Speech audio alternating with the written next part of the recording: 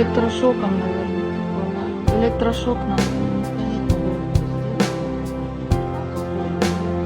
Ну, она же врач.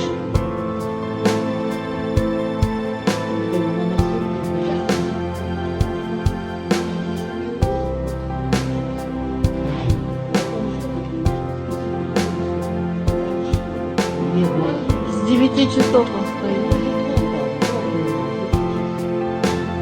Давление у него нормальное? Давление нормально. А укол почему не сделали? А? Нормально? Да это стопор, говорю.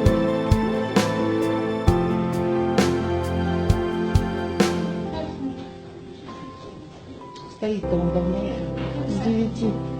Ну, я пришла, я же круги здесь сидела и просидела, он стоял. Я еще спросила, мужчина, вам плохо? Он травматик, видите, Он да? молчит.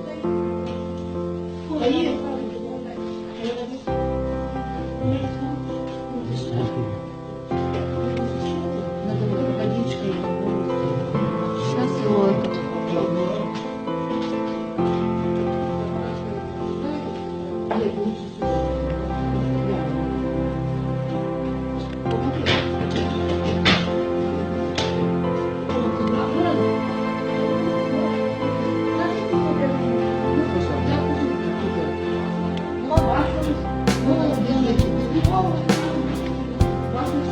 Ничего себе, он как деревянный.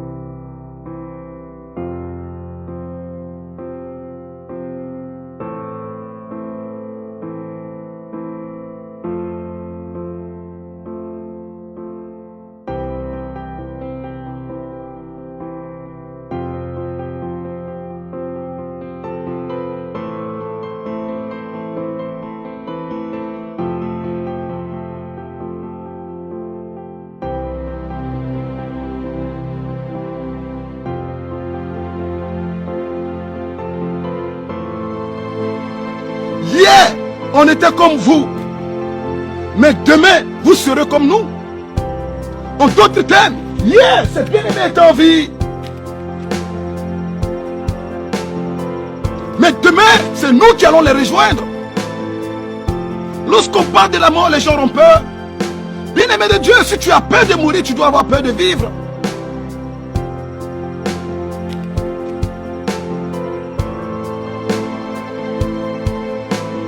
Regarde bien ce lieu, bien-aimé de Dieu. J'aimerais pas que tu viennes ici sans pour autant connaître le Seigneur Jésus-Christ.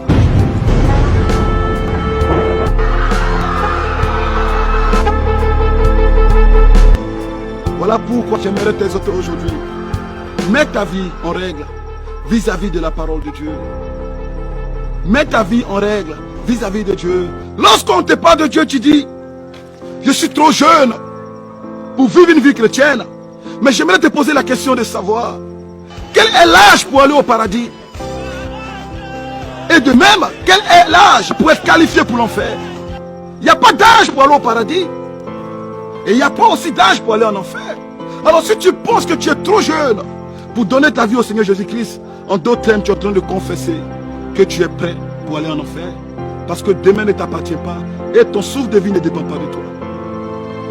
Alors j'aimerais finir ce message pour te dire,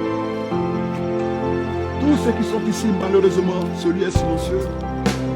Il y en a, et parmi ces bien-aimés qui allaient en boîte de nuit s'amuser. Où sont aujourd'hui les DJ qui les amusaient?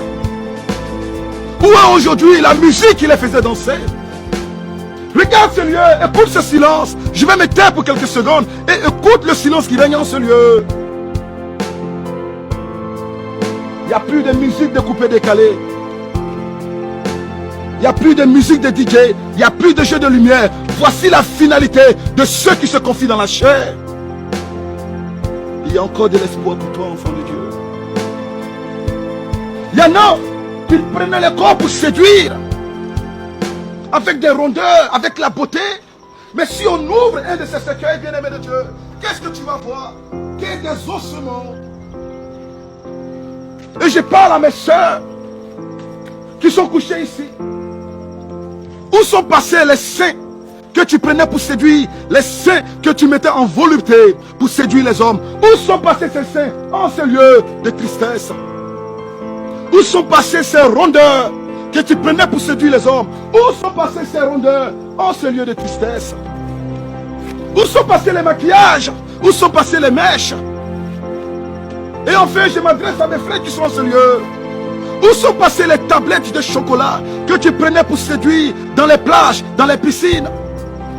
Où sont passés ces muscles dans lesquels tu te glorifiais? N'est-ce pas qu'aujourd'hui, tout est devenu ossement? Vanité des vanités, nous disent les ecclésiastes. Tout est vanité. Poussière nous sommes nés, poussière nous finirons.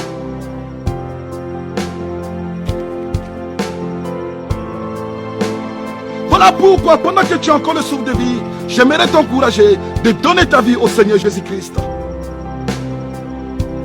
Enfant de Dieu, si tu ne connais pas encore le Seigneur Jésus-Christ, si tu as écouté ce message et Dieu t'a interpellé, et tu ne sais pas pourquoi Dieu te fait écouter aujourd'hui ce message, j'aimerais t'inviter aujourd'hui à donner ta vie au Seigneur Jésus-Christ. Mais avant, j'aimerais parler à ceux qui s'appellent chrétiens. Tu te dis chrétien, mais tu as une double vie.